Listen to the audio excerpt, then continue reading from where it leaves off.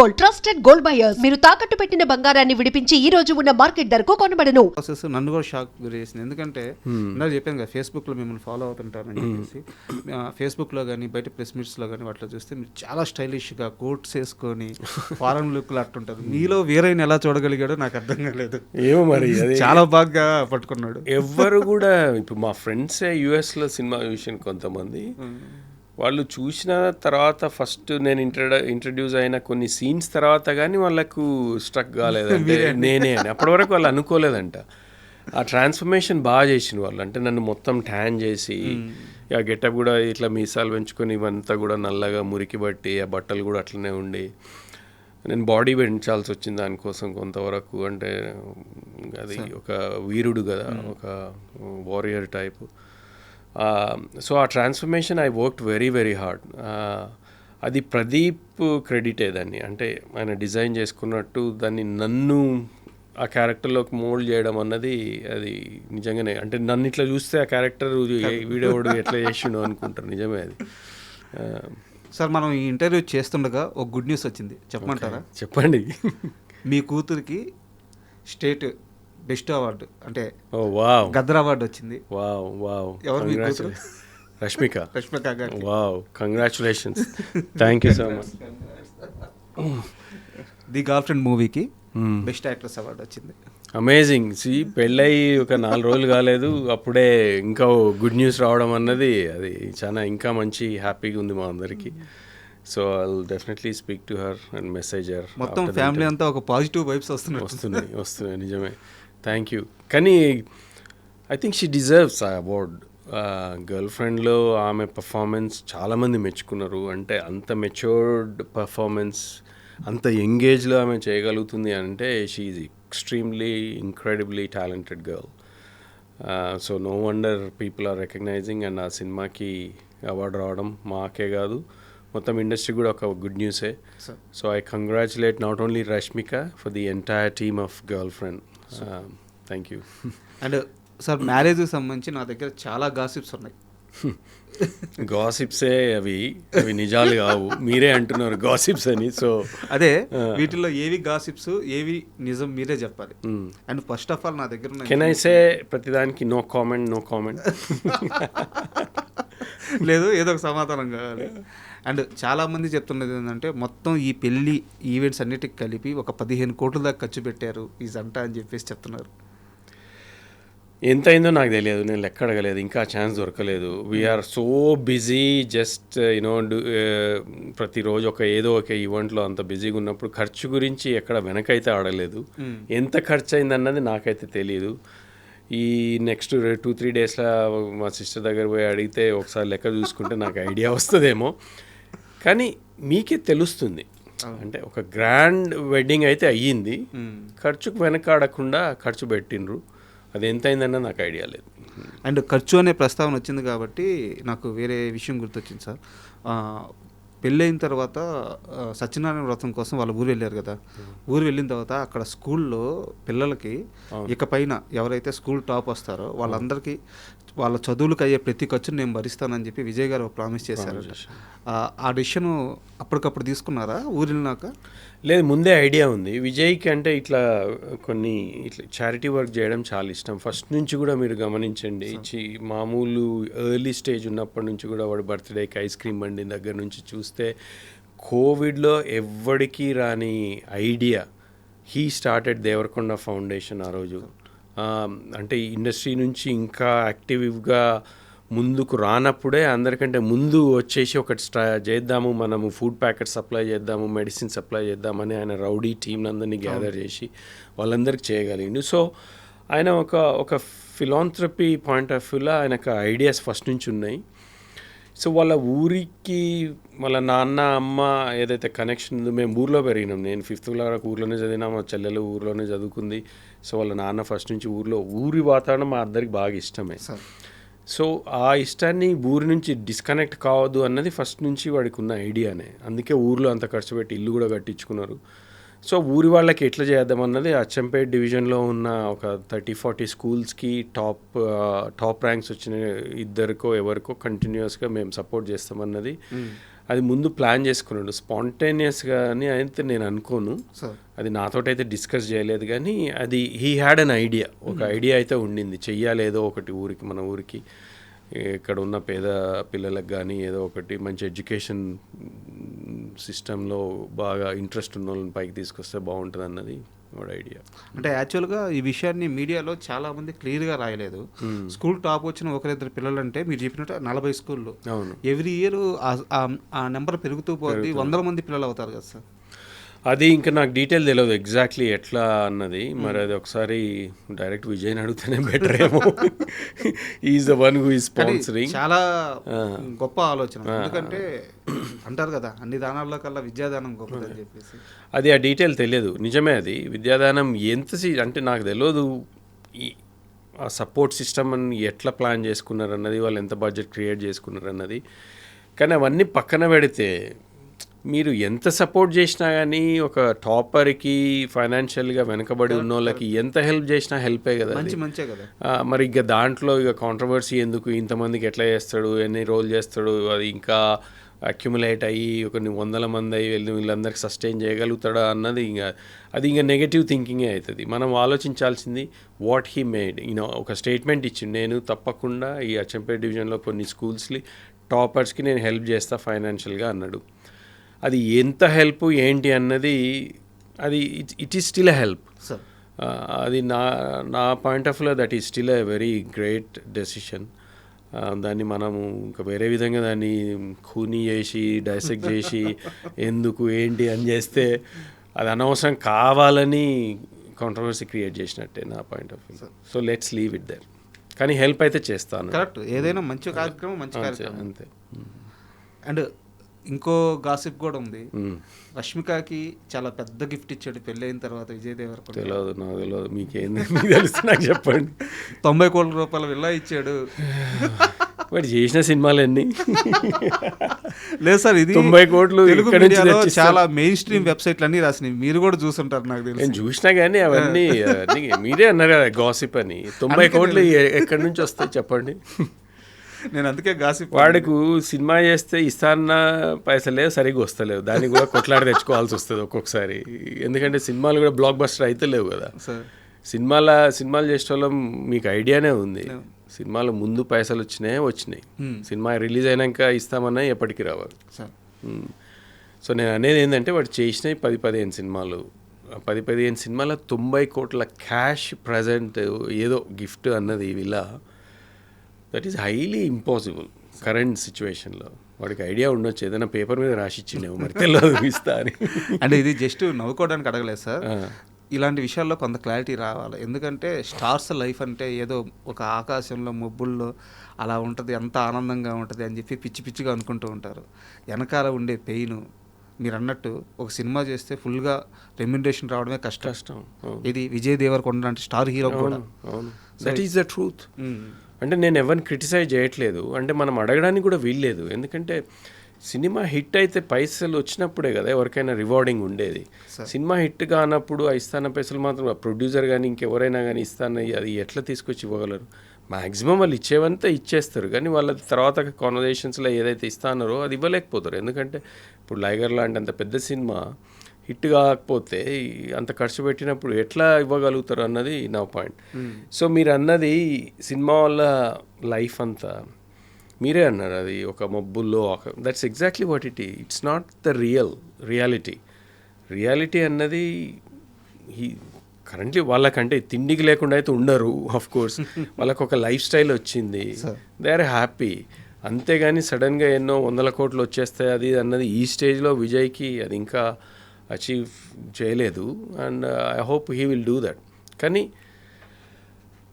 ఎంత అచీవ్మెంట్ చేసినా అది నేను అనేది ఒక సినిమా అనేది ఒక మాయ, మన అద్దాల మేడలో ఉన్నట్టే ఉంటుంది. చిన్నప్పుడే ఏదో తెలుగు సినిమాలనే చూసిన నేను, అద్దాల మేడల్లో ఉండే ఈ సినిమా వాళ్ళంటే మనం రాయేస్తే మొత్తం పగిలిపోతాయి, అట్లాంటిదే ఈ లైఫ్ కూడా. అందుకే విజయ్ చుట్టుపక్కల ఉండే ఎవరైనా మాయమైనా ఏదైనా వాడిని he's very careful and he's very grounded. వాడికి తెలుసు ఎప్పుడు ఏం చేయాలన్నది. కానీ ఈ సపోర్ట్ సిస్టమ్ అనేది హెల్ప్ చేస్తుంది. మనం ఎంతున్నా సినిమా అనేది ఒక వర్క్ ఆయనకి. స్టార్ అది ఇది అన్నది మన ఆడియన్స్ కానీ వాడి ఫ్యాన్స్ కానీ ఫాలోవర్స్ కానీ దే క్రియేట్ ఆ వర్డ్స్ కానీ ఈ ఏ స్టారో ఆ స్టార్ ఈ స్టార్ ఈ స్టార్ అని అంటుంటాం కదా ఆ టైటిల్స్ అన్నీ అవన్నీ ఫ్యాన్ క్రియేట్ చేసిన అంతలో మేము అయిపోయినామో అని మనము ఏదో మిసం తిప్పుకొని ఇట్లా అని అనుకుంటే అది వర్కౌట్ కాదు అది. కానీ మీ ఇద్దరు రియాలిటీకి చాలా దగ్గరగా ఉన్నారు ఇద్దరు, మీరు కానీ విజయ్ కానీ మేనమామ మేనల్లు ఇద్దరు ఎందుకు ఓపెన్ గా మాట్లాడేస్తున్నారు. అంతే మరి దాన్ని దాచుకునేదే ఉందండి నిజంగా చెప్తున్నా. అంటే మాకైతే తెలియదు ఫేక్గా ఏదో ఇంటర్వ్యూ అని వచ్చేసి ఇంకో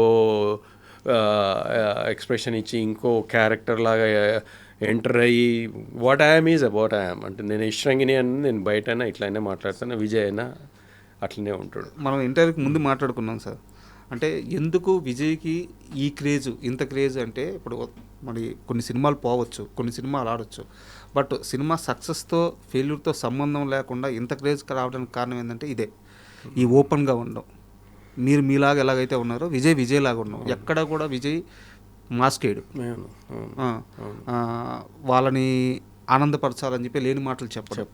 విజయ్ ఎలా ఉంటాడో అలాగే ఉంటాడు, అందుకే ఈ క్రేజ్. అవును, అది నిజమే. అది అంటే ఒక ఆనెస్టీ, ఒక ట్రాన్స్పరెన్సీ కనెక్ట్ అవుతాం మనం ఆడియన్స్ తోటి. కానీ యూజువల్గా ఎవరైనా మనము మన ఫ్రెండ్ సర్కిల్లో అని కొత్త వాళ్ళు కలిసినప్పుడు హౌ వి రిసీవ్ అది ఇమ్మీడియట్ కనెక్షన్ ఏర్పడుతుంది. ఏదో ఫేక్గా మనం మాట్లాడుతుంటే తెలిసిపోతుంది మనకే, అంటే this guy is trying to put up a different character, different ఏదో అంటే ఈజ్ నాట్ రియల్ అనేది అప్పుడే అర్థమైపోతుంది కదా మనకి. So we are not like that. మేము అట్లా ఎప్పుడు మమ్మల్ని పెంచలేదు, పెరగలేదు. మేబీ అదొక వీక్నెస్ కూడానేమో కొంతవరకు ఇండస్ట్రీలో అది క్రియేట్ చేయాలేమో, మరి అదైతే మాకు తెలియదు. అది తెలిసి ఒకవేళ నేర్చుకున్నా మేము చేస్తే నిజంగా ఫేక్గానే ఉంటుంది. అవతలోడు చేస్తే నిజంగా కొంతసేపు అన్న నిజంగా అరే బాగానే ఉంది అని అనిపిస్తుందేమో, కానీ మేము చేస్తే అది నిజంగానే ఫేక్ అవుతుంది, దొరికేస్తాం. అందుకే ఇట్స్ బెటర్ మనది ఏదో మనకు తెలుసు, మన పని మనం చేసుకోవాలి, మనం హార్డ్ వర్క్ చేస్తున్నాం, మనల్ని మనం నమ్ముకున్నాం, మన పని మీద నమ్ముకున్నాం, మిగతాది దేవుడి మీద దొంగోడు దొంగతనం చేస్తే దొరకడంట, అవును, మంచోడు ఎందుకంటే మనకి అలవాట్లేని పని అది. అంతే కదా, కరెక్ట్. అండ్ మీరు నాకు ఒక విషయంలో క్లారిటీ ఇవ్వాలి, ఇది కాంట్రవర్సీ కాదు, గాసిప్ కాదు, ఒక సంస్కృతి సాంప్రదాయానికి సంబంధించిన విషయం. విజయ్ రష్మిక పెళ్ళి అనగానే రష్మిక వల్ల కొడవ పద్ధతిలో జరుగుద్ది, పంది మాంసం పెడతారు, ఇట్లాంటి చాలా వైరల్ అయింది. అండ్ అలాగే రష్మిక వాళ్ళ ఫ్యామిలీ గురించి వాళ్ళు ఒక యుద్ధ వీరుల నేపథ్యం సంబంధించిన ఫ్యామిలీ అని చెప్పి ఇలా చెప్పారు. మీకు తెలిసినంత వరకు అసలు ఆ సాంప్రదాయం ఏంది, రష్మిక వాళ్ళ ఫ్యామిలీ బ్యాక్గ్రౌండ్ ఏంది, కాస్త వివరంగా చెప్తారా? నాకు కొంతవరకే తెలిసింది. నేను ఆ రోజు కొడవ ఫంక్షన్లో ఉన్నప్పుడే వాళ్ళు జరిపే కార్యక్రమాలు, వాళ్ళ చుట్టాలలో కొంతమందితో మేము టేబుల్ మీద కూర్చుని కాన్వర్జేషన్స్ అవుతున్నప్పుడు నేర్చుకున్నాయి, తెలిసినాయి. నాకు అంతకుముందు గురించి నేను కొడవ అన్నది పదం కూడా నాకు తెలియదు. రష్మిక ఇంట్రడ్యూస్ అయ్యి పెళ్ళి ఓకే ఆ రోజు కొడవ ఫంక్షన్ ఉంటుంది అంటే ఏంటి పదం అనేది అప్పటి నుంచే అర్థమైంది, అంటే లాస్ట్ 1-2 months నుంచే. సో నాకు తెలిసింది చాలా తక్కువ. తెలిసింది ఏంటంటే వాళ్ళది డెఫినెట్లీ ఒక వారియర్ ఫ్యామిలీ, అంటే వాళ్ళు అంటే ఒక నాట్ ట్రైబ్స్ కానీ వాళ్ళది ఒక సెపరేట్ క్లాన్ అని తెలిసింది. కూర్గులో వాళ్ళందరికీ ఒక దాన్ని ఏమంటారు కరెక్ట్ వర్డ్ వస్తలేదు కానీ వాళ్ళకు ఒక చిన్న కింగ్డమ్ లాగానే అనుకోండి, వాళ్ళది ఒక సెపరేట్ క్లాన్. వాళ్ళ ఊర్లో వాళ్ళ పెద్దలు, వాళ్ళు ఆ చుట్టుపక్కల ప్రదేశాలు పాలించిన వాళ్ళు వెనకటి రోజులలో. కొంతవరకు టిప్పు సుల్తాన్ టైం అప్పటి నుంచి కనెక్ట్ అయి ఉన్న వాళ్ళని తెలిసింది. అందుకే ఆ ఫంక్షన్లో కొన్ని అవి చేయించిన అన్నట్టు, ఇప్పుడు అరటి మాన్ ఉంటుంది దాంతో కట్ చేయించడము అట్లాంటివన్నీ వాళ్ళకు ఉన్నాయంట. అది చేస్తే అంటే వీడు ఎంత బలం ఉన్నాడు, ఎంత వీరుడు అన్నది ప్రూవ్ చేసుకోవాలంటే ఒకటే షాట్కి దాదాపు ఒక 10 ఒక నిలబెట్టి ఉన్నాయి అన్నట్టు, ఒక మాన్లు, అరటి మాన్లు ఒక 10 దాకా. ఆ కత్తి తీసుకొని ఒక్కొక్కటి స్లైస్ చేసుకుంటూ ఒకటే దెబ్బ కొట్టేసేయాలన్నట్టు అవన్నీ. అవన్నీ చేసిండ్రు అక్కడ, అంటే ఒక ట్రెడిషనల్గా. అవన్నీ చూస్తే అనిపించింది వాళ్ళకంటే వాళ్ళకు ఒక ట్రెడిషన్ ఉంది, ఒక ఐడెంటిటీ ఉంది, and they are totally different to usual అన్న కన్నడ పీపుల్, అదైతే గ్యారంటీ. అంటే కూర్గ్లో డిఫరెంట్గా ఉన్నారు వాళ్ళు. ఇంకొక విషయం తెలిసిందంటే కూర్గ్ అన్నది ఒక స్మాల్ ప్లేస్ అయినా కానీ వాళ్ళ కాంట్రిబ్యూషన్ స్టేట్కి అంటే ట్యాక్స్ ఎంత పే చేస్తుండ్రో అది అంటే డిస్ప్రపోర్షనేట్గా ఉంది. మిగతా డిస్ట్రిక్ట్స్తో పోలిస్తే కూర్గ్ ఇస్తున్న కాంట్రిబ్యూషన్ చాలా హైగా ఉంది. ఇన్ రిటర్న్ ఆ ఇన్వెస్ట్మెంట్ వాళ్ళకి దొరుకుతలేదు అన్నది వాళ్ళకు ఒక డిసప్పాయింట్మెంట్ అని తెలిసింది నాకు. అది వీళ్ళు ఇస్తున్న డబ్బులకి ఇన్ రిటర్న్ ఇన్వెస్ట్మెంట్లు మళ్ళా కూర్కి చాలా తక్కువ వస్తుందంట. అది ఇక అంటే they are lobbying, they are trying to అంటే ఒక ఫెయిర్నెస్ ఉండాలన్నది వాళ్ళు దే ఆర్ స్టిల్ ట్రయింగ్ అని తెలిసింది. సో అంతవరకే తెలుసు, నాకు ఇంకెక్కువ ఏం తెలియదు. ఈ పంది మాంసం అది ఇది అన్నది అనేటోడు అంటూనే ఉంటారు. బట్ నిజం కాదా? నిజం కాదా అక్కడ పెట్టినరా లేదా అన్నది? అక్కడ ఉండింది పంది మాంసం. అంటే అది సంస్కృతి అంతే. మనమే ఇప్పుడు అంతే. భక్త కన్నప్ప ఉన్నాడు, ఆయనకి ఏం చేయాలో తెలియదు. దేవుడిని పూజించాలంటే దొరికిన దాంట్లోనే పూజించిండు. అప్పుడు అంటే ఇది రెలవెంటో కాదని అనేది ఒక ట్రెడిషన్ ఉన్నప్పుడు వాడికి దొరికింది, మాంసమే పెట్టిండు కదా శివుడికి. అది తప్పు అని మనం ఇప్పుడు హిందువులు అంటారు, అదంటారు, ఇదంటారు, కానీ ఆయన పాయింట్ ఆఫ్ వ్యూలో నేను దేవుడినే ప్రేమిస్తున్నా అన్నది వాళ్ళ అది నేను అనేది. అది ఒక ట్రైబ్, అది ఆచారం, అంతే. ఇప్పుడు తెలంగాణలో మేము ఇది కూడా చూసిన, నేను వ్రతమైన తర్వాత మాంసం పెట్టుడే. వ్రతం జరిగింది ఒక్కడి దగ్గర, మాంసం అక్కడెక్కడో ఊరోళ్ళ కోసం మేము ఫస్ట్ టైం ఊరికి డిన్నర్ చేస్తున్నాం. ఇప్పుడు ఊరోళ్ళకి పిలిచి వాళ్ళకి దావత్ కదా అది, మనము ఇస్తున్న పార్టీ వాళ్ళకి ఉట్టి పప్పు భోజనం పెట్టి పంపిస్తే బాగుంటుందా? ఫస్ట్ ఆఫ్ ఆల్ తెలంగాణలో అసలు అది లేదు. తెలంగాణలో మీకు తెలిసిందే కదా. సో వ్రతం జరిగి పూజ అంతా అయిపోయిన తర్వాత ఎక్కడెక్కడ క్లోజ్ అయిన తర్వాత లంచ్ స్టార్ట్ అయింది. అది కూడా ఎక్కడో దూరంగా. అది మా ట్రెడిషన్, అది తెలంగాణలో మనకు అదే ట్రెడిషన్. అది కొంతమంది అన్నారు వ్రతం అయిపోయిన తర్వాత ఇలా నాన్ వెజ్ ఎలా పెడతారు, కానీ తెలంగాణ ఇప్పుడు కాదు, వెనకటి నుంచి. ఇప్పుడు వచ్చిన ఈ రిసెప్షన్లు అవి, ఇప్పుడు మా అక్కయ్య అప్పుడు పెళ్ళైనప్పుడు వ్రతమే రిసెప్షన్ ఇంకో సెపరేట్ ఉండకపోయేది కదా. పెళ్ళి అయిపోయిన తర్వాత ఊరికి పోయేసి అత్తగారి ఇంట్లో వ్రతం జరిగేది. వ్రతం జరిగినప్పుడే ఆ మిగతా పెళ్ళికి రాని చుట్టాల వాళ్ళందరికీ కూడా డిన్నరో లంచో అది క్రియేట్ చేస్తే మనము ఒక మేకనో ఒక గొర్రెనో కోసి భోజనం పెట్టేది. అదే సేమ్ ట్రెడిషన్ వి ఫాలోడ్. అది ఇష్టం లేనివాడు ఎన్నో అంటుంటారు, మనం అవి పట్టించుకుంటారు. సార్ మీ కెరీర్కి సంబంధించి ఒక సీరియస్ క్వశ్చన్ అండ్ సజెషన్ కూడా అనుకోండి, నాకున్న అతి తక్కువ పరిజ్ఞానం మేరకు, బట్ దీన్ని ఎలా తీసుకుంటారో మీ ఇష్టం. ఇప్పుడు నేను చాలామంది ఆర్టిస్టులని ఇంటర్వ్యూ చేస్తుంటాను. ఇక్కడ మేకర్స్కి ఆర్టిస్టులకి మధ్య కన్ఫ్యూజన్ అనేది ఉండకూడదు. మీరు ఇండియాలో ఉండరు, యూకేలో ఉంటారు. ఇక్కడ ఏమన్నా వర్క్స్ వచ్చినా ఛాన్స్లు వచ్చినా వచ్చి చేసిపోతుంటారు. బట్ సినిమా అవకాశాల కోసం ఎంత ఇంట్రెస్ట్గా ఉన్నారు, ఎంత కోరికగా ఉన్నారు, ఎంత బలంగా ఉన్నారు. ఉదాహరణకి ఒక క్యారెక్టర్ అనుకుంటారు, యష్ గారిని తీసుకుందాం అనుకుంటారు. ఆయన ఎక్కడో యూకేలో ఉంటాడు, పెద్ద ఇంట్రెస్ట్గా ఉండదు, ఏదో ఎప్పుడో ఒకసారి సీజనల్గా వచ్చి చేసిపోతుంటాడు. యష్ అనే వ్యక్తి అలాంటి ఆర్టిస్టా? సినిమా అవకాశాలు వస్తే అన్నిటికన్నా సినిమానే ప్రయారిటీ అనుకునే మనిషి? ఒక క్లారిటీ కావాలి మేకర్స్కి. నేను మీకు క్లారిటీ ఇస్తున్నా, మీరు చెప్పినది రెండో ఆప్షనే నాది. I'm very much interested in doing. ఇప్పుడు ఎందుకంటే నా కెరీర్లో నేను చేయాల్సిన పనులన్నీ ఆల్మోస్ట్ అయిపోతున్నాయి. నాకు 2 అమ్మాయిలు. పెద్ద అమ్మాయి ఇంజనీరింగ్ అయిపోయింది, బెంట్లీలో జాబ్ చేస్తుంది.